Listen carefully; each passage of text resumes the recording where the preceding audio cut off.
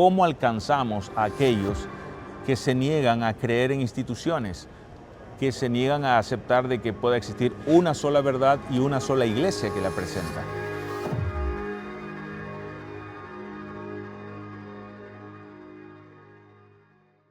La Biblia nos presenta varios milagros, varias sanaciones que Jesús hizo a lo largo de su vida. Quizás una de las más interesantes y de donde podemos desprender una gran cantidad de principios misionales es aquella donde Jesús sana a un paralítico. En Marcos capítulo 2 encontramos esta historia. Déjame leértela. Dice: después de varios días Jesús regresó al pueblo de Capernaum. Apenas se supo que Jesús estaba en casa, mucha gente fue a verlo. Era tanta la gente que ya no cabía nadie más frente a la entrada de la puerta de la casa. Entonces Jesús comenzó a anunciarles las buenas noticias. De pronto llegaron a la casa 4 personas. Llevaban en una camilla a un hombre que nunca había podido caminar. Como había tanta gente, subieron al techo y abrieron un agujero. Por allí bajaron al enfermo en la camilla donde estaba acostado. Cuando Jesús vio la gran confianza que aquellos hombres tenían en él, otras versiones dicen la gran fe que ellos tenían, le dijo al paralítico: amigo, te perdono tus pecados. Al oír lo que Jesús le dijo al paralítico, unos maestros de la ley que estaban reunidos allí pensaron: ¿cómo se atreve este a hablar así? Lo que dice es una ofensa contra Dios. Solo Dios puede perdonar pecados. Pero Jesús se dio cuenta de lo que estaban pensando y les dijo: ¿por qué piensan así? Díganme, ¿qué es más fácil, perdonar a este enfermo o sanarlo? Pues voy a demostrarles que yo, el Hijo de Dios, el Hijo del Hombre, tengo autoridad aquí en la tierra para perdonar pecados. Entonces le dijo al hombre que no podía caminar: levántate, toma tu camilla y vete a tu casa. Mi amigo, el mundo se encuentra como este paralítico. No puede ir solo a Jesús. Sí, es posible que alguien pueda clamar con la luz que tiene, con el conocimiento que tiene. Y esto abre una pregunta que muchas veces en las clases de misiones, que a veces tengo la oportunidad de dictar a algún grupo de jóvenes estudiantes de teología, aparece. Y la pregunta es: pastor, ¿cómo es que se va a salvar las personas que nunca han oído el Evangelio o a quien nunca les llegó el mensaje? Nunca fue un misionero, nunca fueron a una iglesia, nunca asistieron a una campaña de evangelismo. Bueno, la luz que ellos recibieron, la poca luz que ellos tuvieron, es la luz por la cual serán juzgados. Dios no puede juzgar a una persona sobre una luz que no tuvo, sobre una información que no recibió. Pero en este caso, el paralítico sabía de Jesús, es muy probable, y los amigos del paralítico llevan a este hombre a la presencia de Jesús. Me llama la atención esto, porque cuando se opera el milagro, me adelanto un poquito acá y luego vamos a retroceder. Cuando desciende la camilla desde el techo, Jesús dice que por la fe de los que lo trajeron, él iba a ser sanado. Mi amigo, en el mundo de hoy hay más de 8.000 millones de seres humanos. Dice que cada día nacen 311.000 o 315.000 nuevos seres humanos. Pareciera imposible la misión de predicarle a todo el mundo, porque somos unos cuantos millones en el planeta, mientras que la Tierra se sigue reproduciendo. Sin embargo, el texto bíblico dice que solamente se necesitó de un grupo de personas para operar uno de los milagros más extraordinarios que encontramos en la Biblia. Un paralítico, un hombre desahuciado, un hombre cuyas piernas estaban muertas, no podía caminar, no podía andar, no había sensibilidad en ellas. Pero el texto bíblico dice que caminó. Ahora, vamos a descubrir algunos principios de la misión de la iglesia en esta historia. Un elemento interesante, dice, es que había tanta gente que ya no cabía nadie más en esa casa. Mira, esto es algo interesante, porque no es nuestra realidad necesariamente. No es que tengamos mucha gente que ha llegado a Cristo y que nos sobra personas. No, por el contrario, tenemos menos personas. Es decir, entre lo que tenemos y lo que debemos alcanzar a nivel mundial, el desafío es enorme, es titánico. Y a veces las estadísticas nos dicen que cada vez somos menos. En los informes que hemos tenido durante la sesión del Congreso Mundial aquí en San Luis, Missouri, hemos visto que nuestra tasa de decrecimiento está sobre el 41%. Vale decir que de 10 personas, 4 o 5 se van de la iglesia. Esto significa que necesitamos revisar nuestra agenda misional. Necesitamos saber qué es lo que estamos haciendo, porque no es que sobran personas en el pueblo de Dios. Necesitamos alcanzar a millones más aún. Otro elemento que encontramos en este relato bíblico es que estos 4 hombres se dividen la carga de la camilla para bajar al paralítico.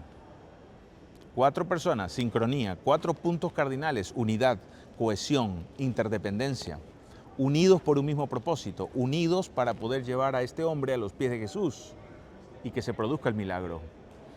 Y esto me recuerda el tema que ya hemos visto en otro momento, la unidad. La iglesia va a cumplir su misión más rápido, más seguro, más efectivamente, si estamos unidos. Si no estamos unidos, si estamos discutiendo por cualquier tema periférico, no por un tema central, no por un tema que nos pueda converger, nos pueda unificar para llevarnos al propósito por el cual Jesús dejó a la iglesia, que es salvar, redimir al ser humano, entonces nuestra agenda está equivocada, nuestro rumbo es errático y lo más probable es que estemos perdiendo tiempo en algún tema al cual Dios no nos llamó. En cambio, estos 4 hombres se juntaron, se unieron y empezar a descender esa camilla hacia Jesús no fue nada fácil. Yo por lo menos no soy un camillero, no soy un paramédico, no soy una persona de primeros auxilios y yo sé que eso se aprende, se estudia. Salvataje, rescate. Estas 4 personas sacaron una parte del techo y descendieron a este paralítico unidos con un propósito. Otro elemento, abrieron un pedazo del techo, hicieron un forado, descendieron por ahí la camilla. Creo que todos sabemos que para entrar a una casa hay que tocar la puerta. Nadie entra por la ventana o por la puerta trasera.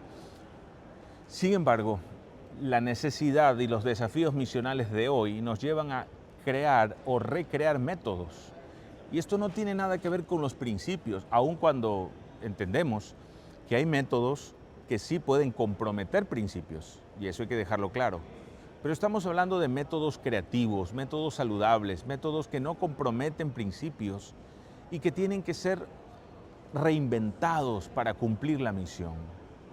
Yo recuerdo que en el pasado hacíamos campañas de evangelismo y usábamos esos slides, ¿se acuerdan? Esas diapositivas y con esas proyectoras de diapositivas antiguas, de carrete.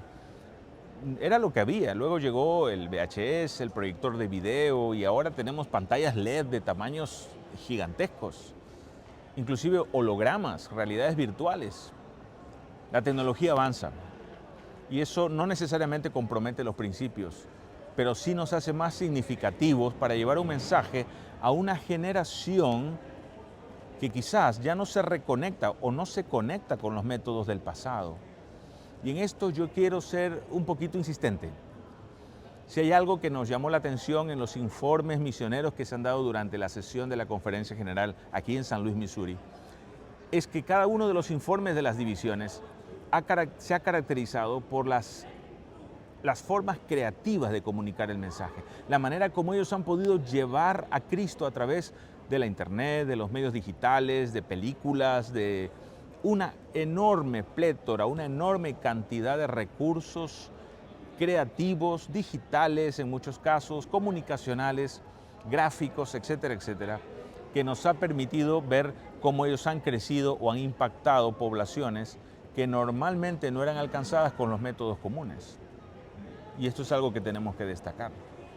Los métodos comunes, llámese una campaña de evangelismo de 60 o 90 noches, como la que solíamos hacer hace 15, 20 o 30 años, probablemente hoy no serían tan eficaces para todo tipo de población, donde la gente está acostumbrada a ver un teaser de 10 o 15 segundos, un trailer de menos de un minuto.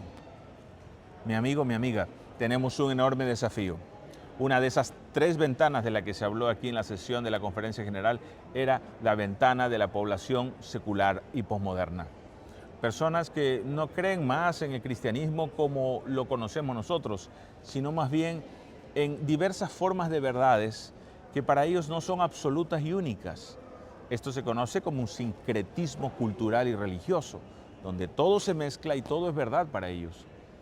¿Cómo alcanzar a esas mentes? ¿Cómo alcanzar a esas personas que consideran que no existe Dios, de que la ciencia es su Dios, de que la tecnología es su medio de conectarse con la humanidad, de que pareciera que no necesitan nada de lo espiritual que nosotros ofrecemos? ¿Cómo alcanzamos a aquellos que se niegan a creer en instituciones, que se niegan a aceptar de que pueda existir una sola verdad y una sola iglesia que la presenta? ¿Cómo los alcanzaremos? Mi amigo, la unidad, abrir el techo, salir de la caja de nuestras metodologías que a veces repetimos inertemente, nos va a ayudar a entender a nuestra sociedad que nos rodea. Necesitamos leer más al mundo que nos rodea. Y esto es algo que nosotros tenemos que recordar y subrayar. ¿Estamos leyendo a nuestra sociedad? Pastor, ¿estás leyendo a tu comunidad? ¿Sabes qué le interesa a ese joven de la esquina frente a tu iglesia? Hay una escuela cerca, hay una universidad cerca a tu iglesia. ¿Sabes ese movimiento de juventud que tú ves hacia dónde van, a qué apuntan? ¿Cuáles son sus intereses? ¿Cuáles son sus trending topics en las redes sociales? ¿Cuáles son sus cantantes preferidos? ¿Qué es lo que no les gusta y sí les gusta de una congregación o de la fe cristiana? Necesitamos entender a nuestra sociedad. Necesitamos ser entendidos en los tiempos para poder generar puentes, romper techos, para poder descender y alcanzar a aquellos que de otra forma no van a ser alcanzados. Yo sé que la palabra cambio asusta y yo sé que a cierta edad nos cuesta cambiar lo que siempre hemos hecho. Pero queridos, si no cambiamos algunos métodos, los métodos terminarán aplastándonos. Si no cambiamos algunas formas de hacer las cosas, nos fosilizaremos y estaremos predestinados a terminar siendo irrelevantes en la comunidad. Hay muchos principios en esta enseñanza del paralítico. Y a pesar del oprobio y a pesar de la crítica de los escribas y los fariseos que estaban alrededor, Jesús operó el milagro. Siempre te van a criticar, siempre habrá una observación, siempre habrá alguna posición extrema de alguien que no quiere compartir o apoyar la manera como tú haces las cosas. En tanto, no comprometas los principios.